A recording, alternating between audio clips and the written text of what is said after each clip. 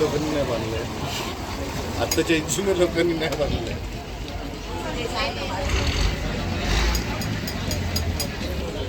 खाली बसा, आतमध्ये खाली खाली बसा, खाली सगळ्यांनी लाईक ऊपर बिठाता है आदमी.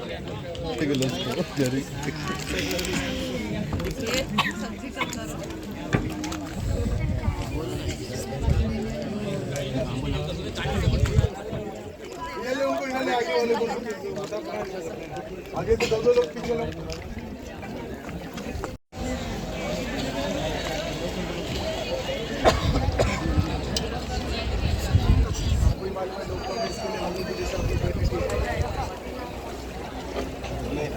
अरे ना, ये किले में 3 और जगह से बोट आती है. आने वाली सारी बोट जिस बोट में हम बैठे हैं ऐसी सेम होती है, वरना आप घूम के आओगे, अपनी बोट समझ के बैठोगे और दूसरे गाँव में चले जाओगे। होगा कि आपका गाड़ी एक तरफ रहेगा और आप दूसरी तरफ जाओगे ना। इसीलिए ऐसा नहीं होना चाहिए। जब हम लोग किले के अंदर से घूम के वापस आएंगे, जाते वक्त में यहाँ पे बैठना कौन सी बोट में, किले में घूमना कैसे है, टाइमिंग कितना है और देखना आपको क्या है, ये सारी मालूमात आपको मिलेगा। उससे पहले जैसे हम लोगों ने टिकट निकाले, बोट की टिकट जो है, ये टिकट चेक करने और आपको वापस देना। टिकट बताओ, जिसके पास है वो बताओ, जिसके पास नहीं है वो लोग उतर जाए। जिस बोट में हम लोग बैठे हैं, अपनी इस बोट का नाम वेलकम बोट है। जब आप लोग किला घूम के वापस गेट में आओगे, तब वहीं पे रुकना है आप लोगों ने। बोट का नाम याद रखना है, वेलकम बोट है।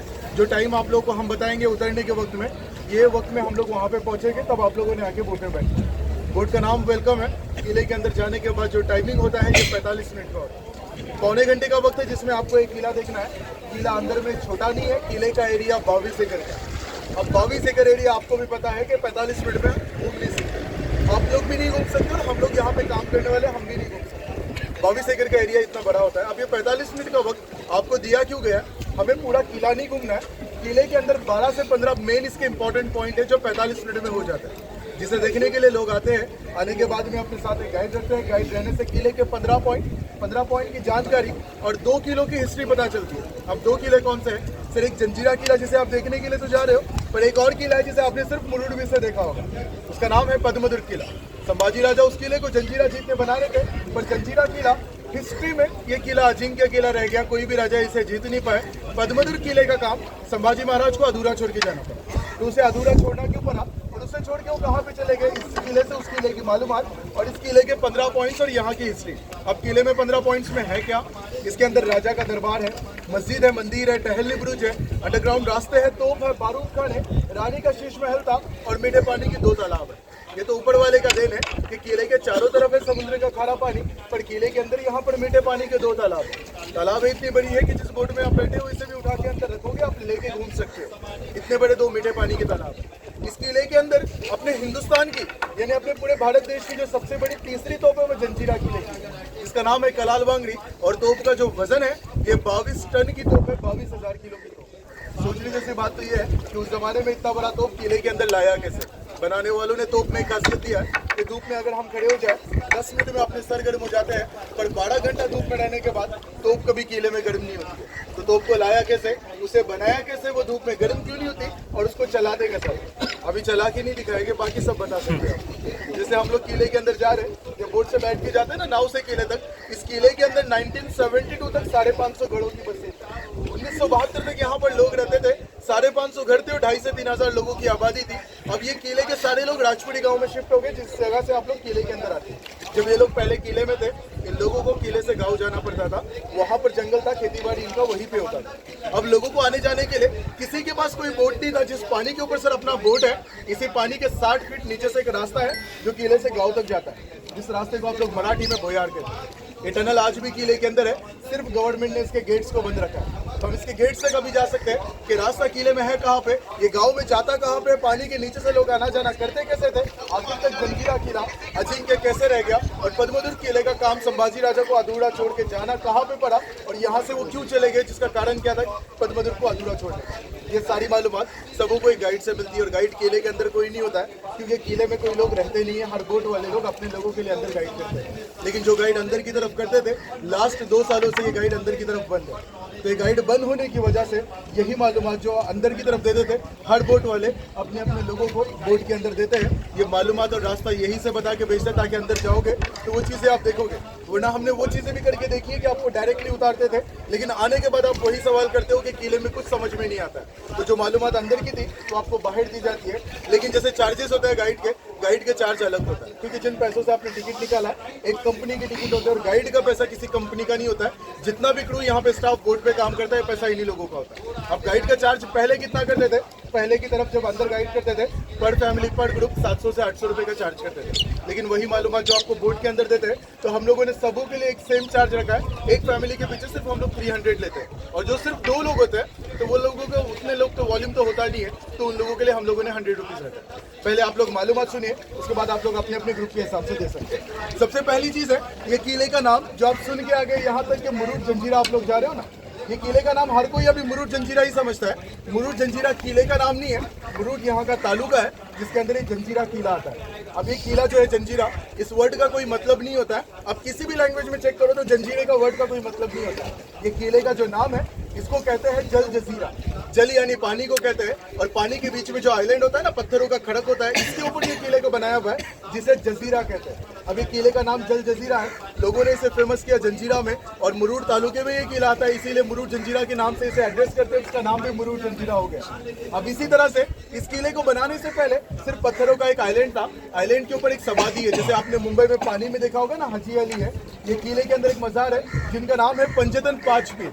अब ये पंजतन पांच पीर की मजार इस आइलैंड पे थी, और यहाँ पर एक कोली समाज की बस्ती थी, जो फिशरमैन होते हैं ना, ये लोग यहाँ पे रहते थे, जिनके एक सरदार थे राजाराम पाटिल। ये अपने साथियों के साथ यहाँ पे रहते थे। जिन्होंने किले को बनाया उनका नाम है सिद्दी जौहर। अब सिद्दी जौहर ये लोग कौन थे? हम लोग एक को जानते हैं जिन्होंने पनालगढ़ पे बेड़ा डाला था, ये मुगल बादशाह थे।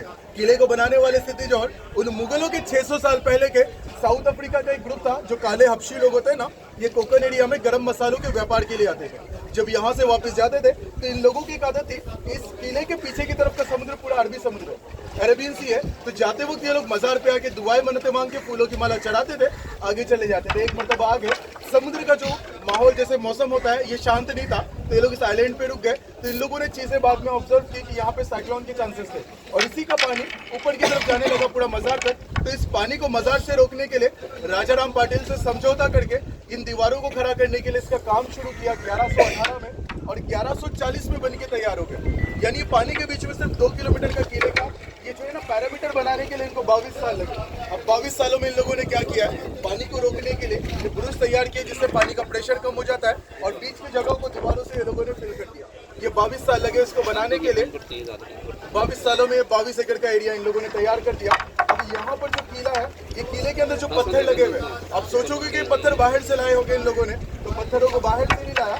यही पत्थरों को हाई टाइड में अंदर जाके कट करते थे, और लो टाइड में आके दीवारों का काम करते थे। इसीलिए 22 साल बनने का रीजन यही था, वरना ये काम जल्दी भी हो सकता था। अब ये पत्थर जो लगे हुए आपको दिख रहे हैं, आप देखोगे कि समुद्र का पानी टकराने से पत्थर झींच के अंदर जाता है, लेकिन जो पत्थरों की जो जॉइंट्स होता है, ये मटेरियल ने अपनी जगह नहीं छोड़ी। तो मटेरियल में इन लोगों ने डाला क्या है, जिसकी वजह से दीवारें पत्थरों से ज्यादा मजबूत इस किले के जॉइंट है। इसके अंदर इस्तेमाल किया है, सबसे पहली चीज है चूना, दूसरी चीज है मीठा गुड़ जिसे हम लोग खाते हैं, तीसरी चीज है समुद्र की रेत, आप लोग जिसे वालू कहते हो, चौथी चीज है सीसा, और पांचवी चीज है नमक। ये 5 चीजों से ये लोगों ने इसके जॉइंट्स किए हुए, और ये जॉइंट पत्थरों से ज्यादा मजबूत हो चुके हैं। अभी किले से जब पत्थर निकाल रहे थे, तो पत्थरों को निकालते वक्त इन लोगों के 2 फायदे हो गए। सबसे पहली चीज, ये किले के लिए पत्थर मिल गया, और इन्हीं पत्थरों के नीचे से, जो इन लोगों ने एक्सपेक्ट नहीं किया था, इन्हें नीचे से मीठे पानी के झरने लग गए। झरने लगने की वजह से 2 तालाब किले में बनाए, और तालाब का ही मीठा पानी होने की वजह से किले के अंदर लोग रहते थे। अगर ये पानी नहीं होता तो कोई भी यहाँ पे आके रहता नहीं था। अब तालाबों में एक तालाब की गहराई 60 फीट है, और दूसरे तालाब की गहराई 40 फीट है। अब तालाबों को बड़ा छोटा क्यों बनाया?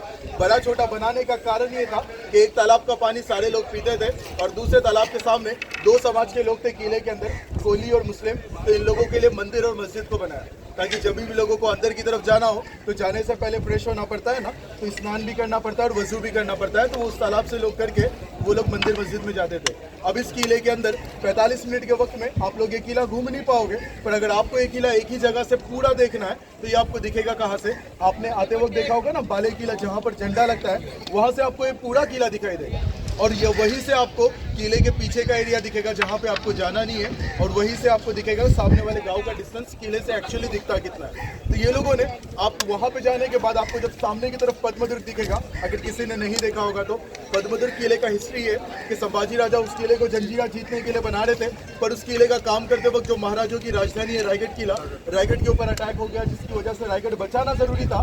पद्मदुर्ग का काम अधूरा रोक के रायगढ़ की मुहिम पे चले गए, पर रायगढ़ पर पहुंचने से पहले संगमेश्वर के अंदर औरंगजेब के सैनिकों ने कह दिया, जिसके बाद वापस नहीं आ पाए। जैसे काम उसका अधूरा रख के गए थे वो वैसे ही रह गया। उसके बाद यहाँ के राजाओं ने उस किले को भी अपने कब्जे में ले लिया। उसके बाद उस किले का नाम रखा कासा किला। इसी वजह से उस किले के 2 नाम आपको हिस्ट्री में मिलेंगे, एक मिलेगा पद्मदुर्ग और दूसरा मिलेगा कासा किला। अब वहाँ से ऊपर से नीचे जब आप लोग उतरोगे, नीचे उतरने के बाद आपको 3 से 3.5 फ्लोर में एक बिल्डिंग जैसा स्ट्रक्चर दिखेगा, जिसे कहते हैं राजा का राजदरबार। पहले उसे 5 फ्लोर में बनाया था, अभी वो टूट के दीवारें मेंटेनेंस ना होने की वजह से 3.5 फ्लोर में बची हुई है। उसके बाद जब आप लोग आगे बढ़ोगे तो जैसे रॉयल फैमिलीज की कब्रें होती है ना, पहले जो मकबरों के अंदर होती थी, वो देखने मिलेंगे। मकबरों के बारे में इसीलिए बता रहा हूँ, कोई साइन बोर्ड कहीं पे भी नहीं है, वहाँ पे भी नहीं है, लोगों को पता नहीं होता है, लोग कब्रों पे जाके बैठ जाते हैं फोटोज लेने के लिए क्योंकि उन्हें पता ही नहीं। इसी तरह से उसके बाद जब आप आगे आओगे दूसरा तालाब देखेगा मस्जिद मंदिर, फिर आप लोग आगे पहुंचोगे गेट पे। गेट पे आने के बाद आपको सामने की तरफ देखिए जो तोप दिख रहा है ना पहला वाला, ये अपने हिंदुस्तान की तीसरा नंबर तोप है। इसी का नाम है कलाल बांगड़ी और तोप का वजन है 22,000 किलो। आप देखने के बाद सोचोगे कि इतना बड़ा तोप किले में लाया कैसे, और लाया तो लाया, ये दीवारों का जो हाइट है पानी से 90 फीट का है ऊपर तक, इतना ऊपर तक पहुंचाया कैसे। तो तोप को किले के अंदर लाया नहीं है, बल्कि इस तोप को इन लोगों ने किले के अंदर बनाया हुआ, वरना ये लोग ला नहीं सकते थे। अब बनाया कैसे, जैसे तोप का नाम दिया है कलाल बांगड़ी। कलाल एक आवाज़ को कहते हैं जो बहुत ज़्यादा आती है तोप चलाने के बाद, और बांगड़ियों की तरह रिंग लाके किले के अंदर बनाया, इसीलिए तोप का नाम है कलाल और बांगड़ी।